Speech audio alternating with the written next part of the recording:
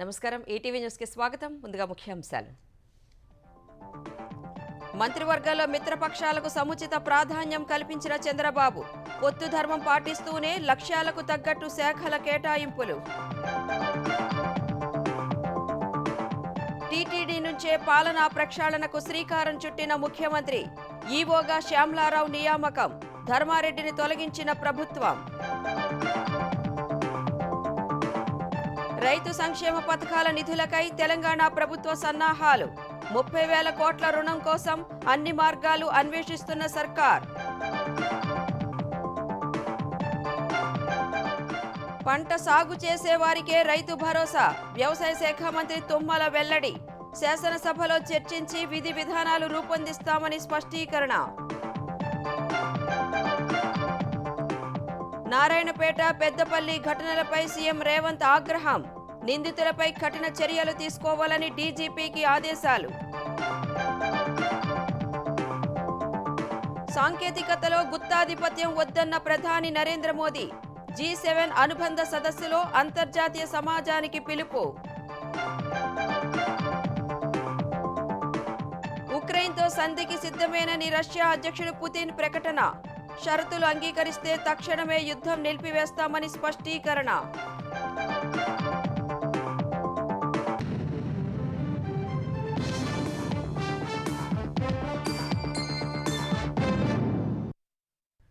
లక్ష్యాలకు తగ్గట్లు మంత్రులకు శాఖలు కేటాయిస్తూనే ముఖ్యమంత్రి చంద్రబాబు మిత్రధర్మం పాటించారు. జనసేన, భాజపాలకు కీలక శాఖలు కేటాయించారు. ఉప ముఖ్యమంత్రి పదవిని జనసేన అధినేత పవన్ కళ్యాణ్ ఒక్కరికే కేటాయించి గౌరవించారు. అలాగే సొంత పార్టీ మంత్రులకు లక్ష్యాలకు తగ్గట్లు కీలక బాధ్యతలు అప్పగించారు. మిత్రపక్షాలైన జనసేన, భాజపాకు ముఖ్యమంత్రి చంద్రబాబు కీలక శాఖలు కేటాయించారు. జనసేన అధినేత పవన్ కళ్యాణ్ కు ఉప ముఖ్యమంత్రి పదవి అప్పగించారు. అలాగే పవన్ కోరుకున్నట్లుగానే కీలకమైన పంచాయతీరాజ్, గ్రామీణాభివృద్ధి, అటవీ, పర్యావరణం, శాస్త్ర సాంకేతిక శాఖల్ని అప్పగించారు. పంచాయతీరాజ్, గ్రామీణాభివృద్ధి శాఖల్ని తెదేపాకు చెందిన సీనియర్ నేతకి ఇవ్వాలని మొదట అనుకున్నా పవన్ కోరడంతో మిత్రధర్మం మేరకు ఆయనకి కేటాయించారు. ప్రత్యేక గుర్తింపు, సముచిత గౌరవం దక్కేలా తనను మాత్రమే ఉప ముఖ్యమంత్రిని చేస్తూ కీలక శాఖలు ఇస్తే తీసుకోవాలన్న పవన్ అభిమతాన్ని తెలుసుకున్న తెలుగుదేశం నాయకత్వం దానికి తగ్గట్లుగానే వ్యవహరించింది. 2014-19 మధ్య తెదేపా ప్రభుత్వంలో 2 ఉప ముఖ్యమంత్రులున్నా ఈ దఫా పవన్ ఒక్కరినే ఉప ముఖ్యమంత్రిని చేసి గౌరవించింది. జనసేనకు చెందిన నాదెండ్ల మనోహర్ కు కీలకమైన పౌర సరఫరాల శాఖను అప్పగించింది. జనసేనకు సినీ రంగంతో ఉన్న సంబంధాలు, పవన్ కళ్యాణ్ సినీ నేపథ్యాన్ని దృష్టిలో ఉంచుకొని వారి విజ్ఞప్తి మేరకు కందుల దుర్గేష్ కు పర్యాటకం, సినిమాటోగ్రఫీ శాఖను కేటాయించారు. భాజపా నుంచి కేబినెట్ లో చోటు దక్కించుకున్న సత్యకుమార్ కు వైద్యం, కుటుంబ సంక్షేమం, వైద్య విద్య శాఖను అప్పగించారు.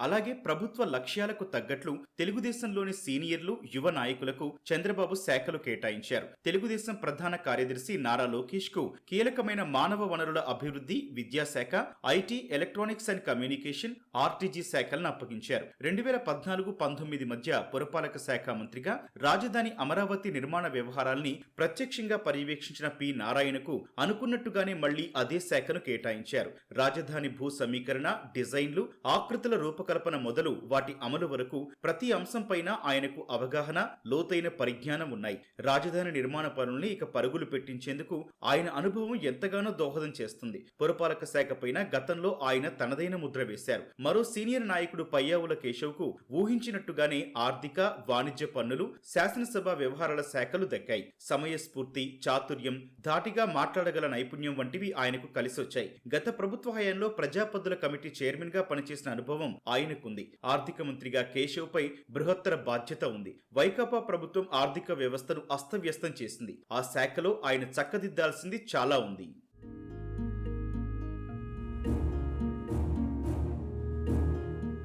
మొత్తం కేబినెట్ లో అత్యంత సీనియర్ మంత్రి ఆనం రామనారాయణ రెడ్డికి గౌరవప్రదమైన దేవాదాయ శాఖను కేటాయించారు. కొల్లు రవీంద్రకు కీలకమైన గనులు, భూగర్భ వనరులు, ఎక్సైజ్ శాఖలు దక్కాయి. ఆయనకు గత తెదేపా ప్రభుత్వంలోనూ కొంతకాలం ఎక్సైజ్ మంత్రిగా పనిచేసిన అనుభవం ఉంది. ముఖ్యమైన జలవనరుల శాఖను నిమ్మల రామానాయుడికి కేటాయించారు. గడిచిన 10 ఏళ్లలో పార్టీలో అత్యంత క్రియాశీలకంగా ఉన్న ఎమ్మెల్యేల్లో ఆయన ఒకరు. ముఖ్యంగా 5 ఏళ్ల వైకాపా పాలనలో శాసనసభలోనూ బయట ఆయన గట్టిగా పోరాడారు. పోలవరం ప్రాజెక్టు ఉమ్మడి పశ్చిమ గోదావరి జిల్లా పరిధిలోకే వస్తుంది.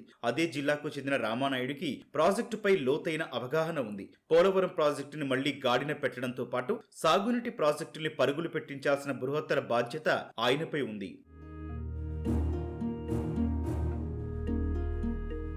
తెలుగు మహిళా అధ్యక్షురాలిగా గత 5 ఏళ్లలో వైకాపా ప్రభుత్వ అరాచకాలపై గట్టిగా పోరాడి ఫైర్ బ్రాండ్ నాయకురాలిగా పేరు తెచ్చుకున్న వంగలపూడి అనితకు కీలకమైన హోంశాఖ దక్కింది. ఆమె ప్రతిభను గుర్తించి పార్టీ పెద్ద బాధ్యత అప్పగించింది. ఆమె డాషింగ్ స్వభావం దృష్ట్యా స్వతంత్రంగా వ్యవహరిస్తూ హోంశాఖపై తనదైన ముద్ర వేసే అవకాశం ఉంది. వైకాపా ప్రభుత్వంలో జరిగిన అరాచకాలు, అవకతవకల్ని తవ్వితీసి కేసులు పెట్టాల్సిన బాధ్యత హోంశాఖపై ఉంది. వాటన్నింటినీ ఆమె స్వయంగా పర్యవేక్షించే అవకాశం ఉంది. మొదటిసారి మంత్రివర్గంలోకి వచ్చిన అనగాని సత్యప్రసాద్ కు కీలకమైన రెవెన్యూ, రిజిస్ట్రేషన్, స్టాంపుల శాఖలు కేటాయించారు. గొట్టిపాటి రవికుమార్ కి విద్యుత్ శాఖను అప్పగించారు. ఆ శాఖలో చేయాల్సింది, సంస్కరించాల్సింది చాలా ఉంది. ఉమ్మడి కర్నూలు జిల్లాకు చెందిన బీసీ జనార్దన్ రెడ్డి, టీజీ భరత్లకు కీలక శాఖలు దక్కాయి. బీసీ జనార్దన్ రెడ్డికి రోడ్లు, భవనాలు, పెట్టుబడులు, మౌలిక వస్తుల అభివృద్ధి శాఖను కేటాయించారు. టీజీ భరత్ కు పరిశ్రమలు, వాణిజ్యం, ఫుడ్ ప్రాసెసింగ్ శాఖలు అప్పగించారు.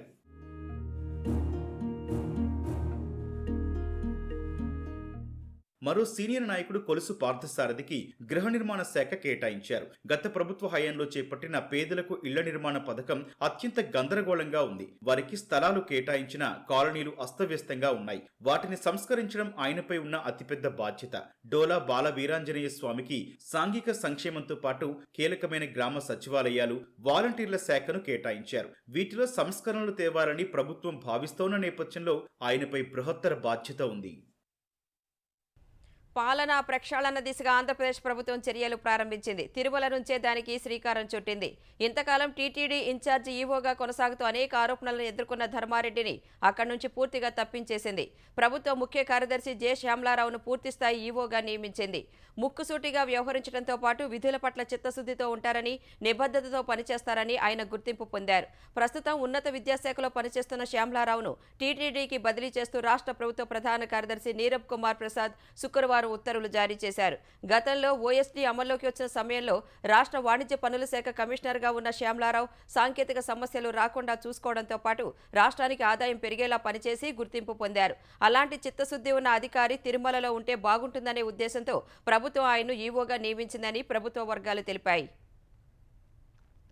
తెలంగాణలో రైతు సంక్షేమ పథకాలకు ఇప్పటి నుంచి సరిగ్గా 2 నెలల్లో కనీసం 30,000 కోట్లు కావాలని ప్రభుత్వ అంచనా. 15 ఆగస్టులోపు 2 లక్షల లోపు పంట రుణాలు మాఫీ చేస్తామని సీఎం రేవంత్ రెడ్డి హామీ ఇచ్చారు. ఖరీఫ్ సీజన్ ప్రారంభమవడంతో రైతు భరోసా పథకం కింద పెట్టుబడి సాయాన్ని అన్నదాతల బ్యాంకు ఖాతాల్లో జమ చేయాల్సి ఉంది. ఆగస్టు 13లోగా 30 లక్షల మందికి పైగా కర్షకులకు జీవిత బీమా కల్పించే రైతు బీమా పథకానికి 1,500 కోట్లకు పైగా ప్రీమియం సొమ్మును ఎల్ఐసికి ప్రభుత్వం చెల్లించాల్సి ఉంది. ఈ పథకాలకు కావలసిన నిధులకు ప్రభుత్వం అన్ని మార్గాలను అన్వేషిస్తోంది. ప్రతి నెల తెలంగాణ ప్రభుత్వానికి సుమారు 14,000 కోట్ల ఆదాయం వస్తుండగా అంతకు మించిన ఖర్చులు ఉన్నాయి. ఆ ఆదాయం నుంచి రైతు సంక్షేమ పథకాలకు నిధులు సర్దుబాటు చేయడం సాధ్యపడదని ఆర్థిక శాఖ అంచనా. వారానికోసారి 1000 నుంచి 2,000 కోట్ల దాకా రుణాలను బాండ్ల విక్రయం ద్వారా ప్రభుత్వం సేకరిస్తోంది. కానీ అలా తక్కువ మొత్తంలో కాకుండా ఒకేసారి 10,000 కోట్ల నుంచి 20,000 కోట్ల దాకా సొమ్మును బాండ్ల ద్వారా సేకరించి రుణమాఫీ పథకానికి చెల్లించవచ్చా అని ప్రభుత్వం పరిశీలిస్తోంది. ఎఫ్ఆర్బిఎం పరిమితులకు లోబడి మాత్రమే బాండ్ల విక్రయం ద్వారా రుణ సేకరణకు రిజర్వ్ బ్యాంక్ అనుమతిస్తుంది. 2023-24లో రాష్ట్రం ఆ పరిమితి కింద 49,589 కోట్ల రుణాలు సేకరించింది. వాటిలో 2023 ఏప్రిల్ నుంచి ఆగస్టు వరకు 5 నెలల్లో గత ప్రభుత్వం 26,158 కోట్లు సేకరించింది. ప్రస్తుత ఆర్థిక సంవత్సరంలో 50,000 కోట్లకు మించి రుణాలను ఎఫ్ఆర్బిఎం పరిమితికి లోబడి సేకరించే అవకాశాలున్నాయి. వాటి నుంచి గతేడాది మాదిరిగానే ఆగస్టులోగా 40,000 కోట్లను తీసుకుంటే 3 పథకాలకు సర్దుబాటు చేయడం సాధ్యమని అంచనా. 2024 ఏప్రిల్ నుంచి ఇప్పటి వరకు 8,246 కోట్లను బాండ్ల విక్రయం ద్వారా రాష్ట్రం సేకరించింది. మరో 2,000 కోట్లు ఈ నెల 18న బాండ్ల విక్రయం ద్వారా రానున్నాయి. ఆ మొత్తంతో కలిపితే ఈ ఏడాది కోటాలో 10,000 కోట్లు అవుతున్నందున మరో 30,000 కోట్లను ఆగస్టులోగా తీసుకునేందుకు ఆర్బీఐ అంగీకరిస్తుందా అనేది కీలక ప్రశ్నగా మారింది. ఇదే సమయంలో ప్రత్యామ్నాయ మార్గాలను ప్రభుత్వం అన్వేషిస్తోంది. కొత్తగా రైతు సంక్షేమ అభివృద్ధి కార్పొరేషన్ ఏర్పాటు చేసి ప్రభుత్వం గ్యారంటీ ఇచ్చి ఒకేసారి 35,000 కోట్ల వరకు రుణం తీసుకునే అవకాశం ఉంటుందా అనే చర్చ సాగుతోంది. కార్పొరేషన్కి అంత భారీగా రుణమివ్వాలంటే అదే సంస్థ తిరిగి చెల్లిస్తుందని, అందుకు వచ్చే ఆదాయ మార్గాలను స్పష్టంగా చూపాల్సి ఉంటుంది. ఒక సంస్థ లేదా ఒక పథకం పేరిట ఇచ్చే రుణం సొమ్మును అందుకోసమే వినియోగించాలని, అలా చేయని పక్షంలో రాష్ట్ర ప్రభుత్వం పూచీకత్తు ఇవ్వడం చెల్లదని ఇటీవల రిజర్వ్ బ్యాంకు వర్కింగ్ గ్రూప్ సిఫార్సు చేసింది. ఈ నేపథ్యంలో వాటితో పాటు రుణ సేకరణకు ఉన్న ఇతర అవకాశాలేంటని ప్రభుత్వం ఉన్నత స్థాయిలో చర్చ జరుపుతోంది. రుణమాఫీ సొమ్మును జులై 15 నుంచి ఆగస్టు 15 వరకు దశలవారీగా తొలుత 50,000 లోపు, ఆ తరువాత నిధుల లభ్యతను బట్టి 75,000, 1,00,000 పెంచుతూ బ్యాంకులకు జమ చేసే విధానాన్ని ప్రభుత్వం పరిశీలిస్తోంది. రైతుల్లో 70% మందికి 1,00,000 లోపే బాకీ ఉన్నట్లు అంచనా. వారికి తొలి దశలో మాఫీ చేసి మిగిలిన వారికి విడతల వారీగా ఆగస్టు 15లోగా జమ చేస్తే ఎలా ఉంటుందనే చర్చ సాగుతోంది. నిధుల లభ్యతపై స్పష్టత వచ్చాక రుణమాఫీకి అర్హులైన రైతుల గుర్తింపు, వారి తరపున బ్యాంకులకు ప్రభుత్వ చెల్లింపు విధానం ఖరారవుతాయని అధికార వర్గాలు చెబుతున్నాయి. రైతు భరోసా పథకం కింద అర్హులకే పెట్టుబడి సాయం అందించాల్సి ఉందని తెలంగాణ వ్యవసాయ శాఖ మంత్రి తుమ్మల నాగేశ్వరరావు అన్నారు. త్వరలోనే రైతు సంఘాలు, ప్రజాప్రతినిధుల అభిప్రాయాలు స్వీకరించి శాసనసభలో చర్చించి విధి విధానాలు రూపొందిస్తామని స్పష్టం చేశారు. ఖమ్మంలో శుక్రవారం జరిగిన జడ్పీ సమావేశంలో రైతు భరోసా పథకంపై పలువురు సభ్యులు లేవనెత్తిన సందేహాలను మంత్రి నివృత్తి చేశారు. గత ప్రభుత్వ అనాలోచిత నిర్ణయాల వల్ల అనర్హులకు ప్రభుత్వం డబ్బు ఇచ్చి ప్రభుత్వ ధనాన్ని దుర్వినియోగం చేశారని మంత్రి ఆరోపించారు. ప్రజల సొమ్ముని అసలైనటువంటి కార్యక్రమాలకి పెట్టే అవకాశం లేకుండా వేల కోట్ల దుర్వినియోగం అయిందని చెప్పి ఈరోజు మన ముందున్నటువంటి సత్యం. మరి ఇంకా అటువంటి కార్యక్రమాలకి మనం ప్రోత్సహించి అనర్హులకి సంక్షేమం అందించడమా, అర్హులకి పేదలకు సంక్షేమం అందించుకుంటూ అదేవిధంగా విద్యా వైద్య సౌకర్యాలు కావాల్సిన వాళ్ళు ఉన్నారు. ఇటువంటివన్నీ కూడా ప్రభుత్వం ఆలోచిస్తూ ఉంది. రేపు శాసనసభలో కూడా చర్చకు పెట్టి రైతు భరోసాతో పాటు రైతులకు సంబంధించినటువంటి ఇన్సూరెన్స్ పథకం ఉండేది, దాన్ని కూడా ఒక పేపర్ మీ ముందు పెట్టదలుచుకున్నాం. అంటే ప్రజల ముందు అన్ని పంటలు పండించేటటువంటి రైతుల యొక్క అభిప్రాయాన్ని తీసుకొని ఆలోచనకు తగ్గట్టుగా ముందుకెళ్లాలనేది ప్రభుత్వం యొక్క ఆలోచన. తెలంగాణలో కాంగ్రెస్ పార్టీ ఇచ్చిన హామీలు నీటి మూటలను తలపిస్తున్నాయని మాజీ మంత్రి భారాస ఎమ్మెల్యే హరీష్ రావు ఆక్షేపించారు. అధికారంలోకి వచ్చిన 100 రోజుల్లోనే హామీలు అమలు చేస్తామని బాండ్ పేపర్ల మీద రాసిచ్చిన కాంగ్రెస్ పార్టీ 191 రోజులు గడిచినా ఆచరణలో మాత్రం విఫలమైందని మండిపడ్డారు. ఏపీలో అధికారంలోకి రాగానే సీఎం చంద్రబాబు అన్ని రకాల పింఛన్లు పెంచారని, ఒడిషా ముఖ్యమంత్రి వరి కనీస మద్దతు ధర క్వింటాలుకు 3,100 చేస్తూ నిర్ణయం తీసుకున్నారని గుర్తు చేశారు. కాంగ్రెస్ ప్రభుత్వం ఇప్పటికైనా కళ్లు తెరవాలని, ఎన్నికల మేనిఫెస్టోలో చెప్పినట్లుగా వృద్ధులు, వితంతువుల పింఛన్లు 4,000 రూపాయలు, దివ్యాంగులకు 6,000 రూపాయలు పెంచుతూ తక్షణం నిర్ణయం తీసుకోవాలని కోరారు. 10% మాత్రమే పండించే సన్న వడ్లకు 500 రూపాయల బోనస్ ఇస్తామని చేతులు దులిపేసుకున్న కాంగ్రెస్ పార్టీ ఎన్నికల హామీలో చెప్పినట్లుగా అన్ని రకాల వడ్లకు బోనస్ ఇస్తామని ప్రకటించాలన్నారు. ఎన్నికల మేనిఫెస్టోలో చెప్పిన 6 గ్యారంటీలు, 13 హామీలు అమలు చేయాలని హరీష్ రావు రాష్ట్ర ప్రభుత్వాన్ని డిమాండ్ చేశారు. ప్రాణహిత చేవెళ్ల ప్రాజెక్టును పక్కన పెట్టి కాళేశ్వరం ప్రాజెక్టును ఎందుకు చేపట్టారన్న విషయమై ఆరా తీస్తున్న జస్టిస్ పీసీ ఘోష్ కమిషన్ ఇవాళ విశ్రాంత ఇంజనీర్ల కమిటీతో సమావేశం కానుంది. కాళేశ్వరం ప్రాజెక్టు చేపట్టడానికి ముందు గోదావరి జలాల విషయమై 5 విశ్రాంత ఇంజనీర్లు రాష్ట్ర ప్రభుత్వానికి నివేదిక ఇచ్చారు. విశ్రాంత ఇంజనీర్లు అనంతరాములు, వెంకటరామారావు, చంద్రమౌళి, శ్యామ్ ప్రసాద్ రెడ్డి, దామోదర్ రెడ్డి ఆ కమిటీలో సభ్యులుగా ఉన్నారు. ఆ కమిటీ నివేదికలోని అంశాలు, వాటిపై అప్పటి ప్రభుత్వం తీసుకున్న చర్యలపై జస్టిస్ పీసీ ఘోష్ దృష్టికి సారించారు. కమిటీ లేవనెత్తిన అంశాలు, చేసిన సిఫార్సులు, వాటిపై ప్రభుత్వ చర్యల గురించి కమిషన్ వాకబు చేస్తోంది. అందులో భాగంగా విశ్రాంత ఇంజనీర్లతో జస్టిస్ పీసీ ఘోష్ ఇవాళ సమావేశం కానున్నారు. వారి నుంచి అవసరమైన వివరాలు సేకరించనున్నారు. నారాయణపేట, పెద్దపల్లి జిల్లాల్లో శుక్రవారం జరిగిన అమానుష ఘటనలను సీఎం రేవంత్ రెడ్డి తీవ్రంగా పరిగణించారు. భౌతిక దాడులు, అరాచకాలు, హత్యలకు పాల్పడితే ఎంతటి వారినైనా ఉపేక్షించేది లేదని హెచ్చరించారు. పెద్దపల్లి జిల్లా సుల్తానాబాద్లో 6 ఏళ్ల బాలికపై అత్యాచారం చేసి అమానుషంగా హత్య చేయడంపై రేవంత్ రెడ్డి ఆందోళన వ్యక్తం చేశారు. పోక్సో చట్టం కింద కేసు నమోదు చేయాలని డీజీపీ రవిగుప్తాను ఆదేశించారు. బాధిత కుటుంబానికి ప్రభుత్వం తగిన న్యాయం చేస్తుందన్నారు. నారాయణపేట జిల్లా ఉట్కూరు మండలంలో పట్టపగలు గువ్వల సంజీవ్ అనే వ్యక్తిని కొట్టి చంపిన ఘటన రేవంత్ రెడ్డి స్పందించారు. ఇలాంటి ఘటనలు పునరావృతం కాకుండా కఠిన చర్యలు తీసుకోవాలని డీజీపీని ఆదేశించారు. పోలీసులు నిర్లక్ష్యంగా వ్యవహరించినట్లు తేలితే బాధ్యులైన వారిపై వెంటనే చర్యలు తీసుకోవాలని స్పష్టం చేశారు. ఒప్పంద పద్ధతి, పొరుగు సేవల విధానం, గౌరవ వేతనంతో పనిచేసే ఉద్యోగుల వేతనాల చెల్లింపు విషయంలో ఎలాంటి ఆటంకాలు లేకుండా చర్యలు తీసుకోవాలని తెలంగాణ ప్రభుత్వం స్పష్టం చేసింది. ఈ మేరకు ఆర్థిక శాఖ ప్రత్యేక ప్రధాన కార్యదర్శి రామకృష్ణారావు అన్ని శాఖలకు ఆదేశాలు జారీ చేశారు. 2024 మార్చి నెలాఖరు వరకు విధులు నిర్వర్తించిన ఒప్పంద, పొరుగు సేవల, గౌరవ వేతనంతో పనిచేసే ఉద్యోగుల పదవీకాలం జూలై నెలాఖరు వరకు పొడిగించినట్లు తెలిపారు.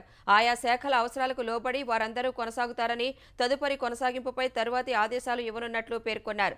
ఒప్పంద, పొరుగు సేవల, గౌరవ వేతనంతో పనిచేసే ఉద్యోగులకు కూడా ప్రతి నెల సకాలంలో వేతనాలు ఇవ్వాలన్నది ప్రభుత్వ ఆలోచన అని, అయితే సకాలంలో వేతనాలు అందని కొన్ని సందర్భాలు తమ దృష్టికి వచ్చినట్లు తెలిపారు. జూలై వరకు పొడిగింపు ఇచ్చిన దృష్ట్యా ఆ నెలాఖరు వరకు ఉద్యోగుల వేతనాల చెల్లింపునకు ఎలాంటి ఆటంకాలు లేకుండా చర్యలు తీసుకోవాలని స్పష్టం చేశారు. ఈ మేరకు తగిన చర్యలు తీసుకోవాలని సంబంధిత అధికారులను ఆదేశించారు. ధరణికి సంబంధించిన పెండింగ్ దరఖాస్తులన్నీ వెంటనే పరిష్కరించాలని తెలంగాణ భూ పరిపాలనా ప్రధాన కమిషనర్ నవీన్ మిట్టల్ అధికారులను ఆదేశించారు. ధరణి సమస్యలపై కలెక్టర్లు, అదనపు కలెక్టర్లు, తహసీల్దార్లతో శుక్రవారం ఉదయం నుంచి సాయంత్రం వరకు ఆయన వీడియో కాన్ఫరెన్స్ నిర్వహించారు. రాష్ట్ర వ్యాప్తంగా 2,20,000 పెండింగ్ దరఖాస్తులను నిర్ణీత కాల పరిమితితో పరిష్కరించాలని రెవెన్యూ అధికారులకు స్పష్టం చేశారు. పెండింగ్ దరఖాస్తుల సంఖ్యను బట్టి ఒక్కో జిల్లాకు వారం నుంచి నెల రోజుల వరకు గడువు విధించారు. అత్యధికంగా రంగారెడ్డి జిల్లాలో, అతి తక్కువగా ములుగు జిల్లాలో దరఖాస్తులు పెండింగ్లో ఉన్నట్లు అధికారులు వివరించారు. పెండింగ్ దరఖాస్తుల్లో దాదాపు సగం పాస్బుక్లో తప్పులు సరిదిద్దడం కోసమే ఉన్నాయని అధికారులు వివరించారు. ధరణి పోర్టల్లో 188 సాంకేతిక లోపాలను గుర్తించి అందులో 163 సరిదిద్దినట్లు నవీన్ మిత్తల్ తెలిపారు. మరికొన్ని ఆప్షన్లను రెవెన్యూ అధికారులు సూచించారు. ఎన్నికలు రావడంతో దరఖాస్తుల పెండింగ్ పెరిగిందని, ఈ నెలాఖరు వరకు వీలైనన్ని పరిష్కరించనున్నట్లు తెలిపారు. వారం 10 రోజుల్లో అధికారులతో మరోసారి సమీక్షించనున్నట్లు నవీన్ మిత్తల్ చెప్పారు. ఆంధ్రప్రదేశ్లో ప్రజల ముందు తలెత్తుకునే విధంగా పార్లమెంట్లో ఎంపీలు ముందుకు సాగాలని వైకాపా అధ్యక్షుడు జగన్మోహన్ రెడ్డి ఆ పార్టీ ఎంపీలకు సూచించారు. ప్రజాహితమే ధ్యేయంగా పార్లమెంట్లో ఎంపీలు వ్యవహరించాలన్నారు. ఆంధ్రప్రదేశ్ ప్రయోజనాలు, దేశ ప్రయోజనాలను దృష్టిలో ఉంచుకుని అంశాల వారీగానే కేంద్రంలోని ఎన్డీఏ ప్రభుత్వానికి మద్దతు ఉంటుందన్నారు. ఈ విషయంలో పార్టీ విధానాల ప్రకారమే ఎంపీలు ముందుకు సాగాలని సూచించారు. శుక్రవారం తన నివాసంలో పార్టీ ఎంపీలతో సమావేశమైన జగన్ అసెంబ్లీ ఎన్నికల ఫలితాలు ఆశ్చర్యం కలిగిస్తున్నాయని అన్నారు. వైకాపాకు రాజ్యసభలో 11 మంది, లోక్సభలో 4 కలిపి 15 మంది ఎంపీలు ఉన్నట్లు జగన్ గుర్తు చేశారు. తెలుగుదేశంకు 16 మంది ఉన్నారని తెలిపారు. ఈ లెక్కలు చూస్తే వైకాపా కూడా బలమైనదేనన్న జగన్ వైకాపాను ఎవరూ ఏమీ చేయలేరని అన్నారు. ధైర్యంగా ఉండి ప్రజల తరపున పోరాడాలని సూచించారు. ముఖ్యమంత్రి చంద్రబాబు ఎన్నికల్లో ఇచ్చిన హామీల మేరకు ఒకేసారి 5 పథకాలపై సంతకాలు చేయడాన్ని కాంగ్రెస్ స్వాగతిస్తున్నట్లు ఆ పార్టీ సీనియర్ నేత తులసిరెడ్డి అన్నారు. మెగా డిఎస్సీపై తొలి సంతకం చేసి 16,000కు పైగా పోస్టులను భర్తీ చేస్తున్నారని చెప్పిన తులసిరెడ్డి మిగిలిన 2,30,000 ఉద్యోగాలను కూడా భర్తీ చేయాలని విజ్ఞప్తి చేశారు. 4,000 రూపాయల పింఛన్ పెంచుతుండడంపై హర్షం వ్యక్తం చేసిన ఆయన 19 నుంచి 50 ఏళ్ల వయసున్న మహిళలకు 1,500 రూపాయల చొప్పున ఆర్థిక సాయం ఇస్తామన్న మాట మరవకూడదన్నారు. 2,50,000 రాష్ట్ర ప్రభుత్వ ఉద్యోగాలు ఖాళీగా ఉన్నాయి. వాటిలో ఇప్పుడు కేవలం 16,347 రాష్ట్ర ప్రభుత్వ ఉపాధ్యాయ పోస్టులకు సంబంధించి మాత్రమే డిఎస్సి సంతకం పెట్టడం జరిగింది. ఇంకా 2,34,000 రాష్ట్ర ప్రభుత్వ ఉద్యోగాలు ఖాళీగా ఉన్నాయి. వాటిని భర్తీ చేసేదానికి శీఘ్రగతిన చర్యలు చేపట్టాలని, ప్రతి మహిళకు నెలకు 1,500 రూపాయలు ఇస్తామని మేనిఫెస్టోలో పేర్కొనడం జరిగింది. దాన్ని కూడా ఇంప్లిమెంట్ చేయాలని కాంగ్రెస్ పార్టీ రాష్ట్ర ప్రభుత్వానికి విజ్ఞప్తి చేస్తూ ఉంది. పండితులే కాదు పామరులు కూడా చదివేలా ఈనాడు పత్రికను నడిపి జర్నలిజంలో విలువలు పెంచిన వ్యక్తి రామోజీరావు అని తెలంగాణ ప్రజా సాంస్కృతిక కేంద్రం అధ్యక్షుడు భూపతి వెంకటేశ్వర్లు అన్నారు. జీవితకాలంలో ఎవరికీ సాధ్యం కాని గొప్ప విజయాలు ఆయన సాధించారని కొనియాడారు. హైదరాబాద్ సుందరయ్య విజ్ఞాన కేంద్రంలో తెలంగాణ ప్రజా సాంస్కృతిక కేంద్రం లేఖిని రచయిత్రుల వేదిక ఆధ్వర్యంలో రామోజీరావుకి నివాళి అర్పించారు. ఈనాడుతో ప్రత్యక్ష సంబంధం లేకపోయినా మన అనే భావన కలుగుతుందని రచయిత మణి వడ్లమాణి అన్నారు. కొత్తగా రాస్తున్న రచయితలకు చతుర విపులలో కథ కానీ నవల కానీ పడితే జన్మ ధన్యమైనట్లుగా భావిస్తారన్నారు. స్థానిక సంస్థలకు, స్థానిక నాయకత్వానికి ఈనాడు ఎనలేని మద్దతు ఇచ్చిందని సర్పంచ్, ఎంపీటీసీ, జడ్పీటీసీల ఫోరం తెలంగాణ అధ్యక్షుడు మంచాల వెంకటస్వామి అన్నారు. ఆ పత్రిక వల్లే చిన్న స్థాయి నుంచి వచ్చిన వారు కూడా మంత్రులుగా ఎదిగారని వ్యాఖ్యానించారు. పత్రిక వేసే స్థాయి నుంచి పత్రికను నడిపే స్థాయికి ఎదిగిన తీరు నేటి తరానికే కాదు యావత్తు సమాజానికే ఆదర్శమని లేఖిని సంస్థ అధ్యక్షురాలు అత్తులూరి విజయలక్ష్మి అన్నారు. రామోజీరావు గారు మనం అనుకున్నట్టుగా ఆయన ఒక వ్యక్తి కాదు, ఒక శక్తి. ఒక వ్యక్తి అనేక రకాల వ్యాపారాలు చేసి లక్షల మందికి ఉపాధి కల్పించడం అనేది మామూలు విషయం కాదు. అది పెద్ద ప్రభుత్వ చేయాల్సిన పనులు, కానీ రామోజీరావు గారు చేశారు. అలాంటి వ్యక్తిని కోల్పోవడం నిజంగా మన ఒక విధంగా దురదృష్టం. పుట్టుక అనేది కన్ను తెరిస్తే జననం, కన్ను మూస్తే మరణం, రెప్పపాటు జీవితం అంటాడు ఒక పెద్ద ఆయన. అలాంటి ఆ క్షణికమైన జీవితంలో నిరంతరం ప్రయోగాలు చేయడం, నిరంతరం ఒక అన్వేషించడం, అది రామోజీరావుకి ఆయన ఆశయాల్ని కొనసాగించడమే ఆయనకు నిజమైన నివాళి అని టీపీఎస్కి భావిస్తూ ఉంది. ఒకే దేశం ఒకే ఎన్నిక అంశంపై మాజీ రాష్ట్రపతి రామ్నాథ్ కోవింద్ నేతృత్వంలోని ఉన్నత స్థాయి కమిటీ సమర్పించిన నివేదిక త్వరలో కేంద్ర కేబినెట్ ముందుకు రానుంది. దీనికి సంబంధించిన ఏర్పాట్లను కేంద్ర న్యాయ మంత్రిత్వ శాఖ చేస్తోందని విశ్వసనీయ వర్గాలు తెలిపాయి. కొత్త ప్రభుత్వానికి ప్రధాని మోదీ నిర్దేశించిన 100 రోజుల ఎజెండాలో భాగంగా సాధ్యమైనంత త్వరగా జమిలీ ఎన్నిక కమిటీ నివేదికను మంత్రిమండలి పరిశీలిస్తుందని వెల్లడించాయి. ఒకే దేశం ఒకే ఎన్నిక విధానాన్ని 2 దశల్లో అమలు చేయాలని రామ్నాథ్ కోవింద్ నేతృత్వంలోని కమిటీ సూచించింది. తొలుత లోక్సభ, అన్ని రాష్ట్రాల అసెంబ్లీలకు ఎన్నికలు నిర్వహించాలని సిఫార్సు చేసింది. అనంతరం 100 రోజుల్లోగా 2వ దశలో భాగంగా స్థానిక సంస్థలన్నింటికీ కలిపి పోలింగ్ జరిగేలా చూడాలని ఈ ఏడాది మార్చి 15న రాష్ట్రపతికి సమర్పించిన నివేదికలో పేర్కొంది. మరోవైపు జమిలీ ఎన్నికలపై న్యాయశాఖ కూడా తన నివేదికను అందజేయనున్నట్లు సమాచారం. వీటిని 2029 నుంచి అమలు చేయాలని సూచించినట్లు తెలుస్తోంది. ఒకవేళ హంగు ప్రభుత్వం లేదా అవిశ్వాసం వంటి సందర్భాలు ఎదురైనప్పుడు ఏకీకృత ప్రభుత్వం కోసం సిఫార్సు చేయనున్నట్లు విశ్వసనీయ వర్గాలు పేర్కొన్నాయి. సాంకేతిక రంగంలో గుత్తాధిపత్యానికి చెరదించాలంటూ అంతర్జాతీయ సమాజానికి ప్రధాని నరేంద్ర మోదీ పిలుపునిచ్చారు. ఆధునిక సాంకేతికతలు అందరికీ అందుబాటులోకి వచ్చేలా చూడాలని, అప్పుడే సమ్మిళిత సమాజానికి పునాదులు పడటంతో పాటు అసమానతల నిర్మూలన సాధ్యమవుతుందని ఉద్ఘాటించారు. G7 శిఖరాగ్ర సదస్సుకు అనుబంధంగా ఇటలీలో అపులియా ప్రాంతంలోని బోర్గో ఇగ్నాజియా రిసార్టులో నిర్వహించిన కీలక సమావేశంలో మోదీ ప్రసంగించారు. కృత్రిమ మేత ఏఐను పారదర్శకంగా, సుభద్రంగా మార్చడంతో పాటు అందరికీ అందుబాటులోకి తెచ్చేలా అన్ని దేశాలతో కలిసి భారత్ పనిచేస్తుందని హామీ ఇచ్చారు. ప్రస్తుతం ప్రపంచవ్యాప్తంగా నెలకొన్న అనిశ్చిత పరిస్థితులు, ఉద్రిక్తతల తాలూకు ఒత్తిడి గ్లోబల్ సౌత్ దేశాలకు సవాలుగా మారిందని అన్నారు. గ్లోబల్ సౌత్ ఆందోళనలు, ప్రాధాన్యాల గురించి అంతర్జాతీయ వేదికపై గళమెత్తడాన్ని భారత్ తన బాధ్యతగా పరిగణిస్తోందని పేర్కొన్నారు. అందులో భాగంగానే ఆఫ్రికాకు అధిక ప్రాధాన్యం ఇస్తున్నామని తెలిపారు. అటు G7 సదస్సులో మోదీ, పోప్ ఫ్రాన్సిస్ ఆత్మీయ ఆలింగనం చేసుకున్నారు. భారత్ను సందర్శించాలంటూ పోప్ను మోదీ ఆహ్వానించారు. G7 శిఖరాగ్ర సదస్సు జరుగుతున్న వేళ ఇటలీ పార్లమెంట్లో ఉద్రిక్త పరిస్థితులు నెలకొన్నాయి. ప్రాంతీయ స్వయం ప్రతిపత్తిని విస్తరించే బిల్లు విషయంలో దిగువ సభలో అధికార, విపక్ష చట్టసభ్యులు ఒకరిపై ఒకరు దాడులు చేసుకున్నారు. ఈ దాడిలో ప్రతిపక్ష నేతకు గాయాలు కాగా ఆయన్ని ఆసుపత్రికి తీసుకువెళ్లినట్లు ఆ దేశ మీడియా పేర్కొంది. ఇటలీలోని కొన్ని ప్రాంతాలకు స్వయం ప్రతిపత్తిని ఇవ్వడానికి అక్కడి అధికార పార్టీ పార్లమెంట్లో బిల్లును ప్రవేశపెట్టింది. ఆ బిల్ ఇటలీలోని ఉత్తర, దక్షిణ ప్రాంతాల మధ్య విభజనను మరింత పెంచుతుందని విపక్షాలు వ్యతిరేకించాయి. ఈ క్రమంలోనే సభలో ఒక్కసారిగా ఉద్రిక్త పరిస్థితి నెలకొంది. చట్టసభ్యుల మధ్య వాగ్వాదం, తోపులాటలు జరిగాయి. ఒకరిపై ఒకరు దాడులు చేసుకున్నారు. ఉక్రెయిన్తో సంధికి సిద్ధమేనంటూ రష్యా అధ్యక్షుడు పుతిన్ కీలక ప్రకటన చేశారు. మాస్కో సేనలు ఆక్రమించిన 4 ప్రాంతాల నుంచి ఉక్రెయిన్ దళాలు వెళ్లిపోవాలని, నాటో కూటమిలో చేరాలన్న యత్నాలను ఆ దేశం విరమించుకోవాలంటూ కొన్ని షరతులు విధించారు. వీటికి అంగీకరిస్తే తక్షణమే కాల్పుల విరమణకు ఆదేశిస్తానని వెల్లడించారు. తన ప్రతిపాదనను ఉక్రెయిన్, పశ్చిమ దేశాలు తిరస్కరిస్తే జరుగుతున్న రక్తపాతానికి రాజకీయ, నైతిక బాధ్యత వాటిదేనని హెచ్చరించారు. రష్యాకు వ్యతిరేకంగా ప్రపంచ దేశాలు ఏకమవుతుండటంతో దానిని దెబ్బతీయాలనే మోసపూరిత కుట్రలో భాగంగానే పుతిన్ సంధి ప్రతిపాదన చేశారని ఉక్రెయిన్ విమర్శించింది.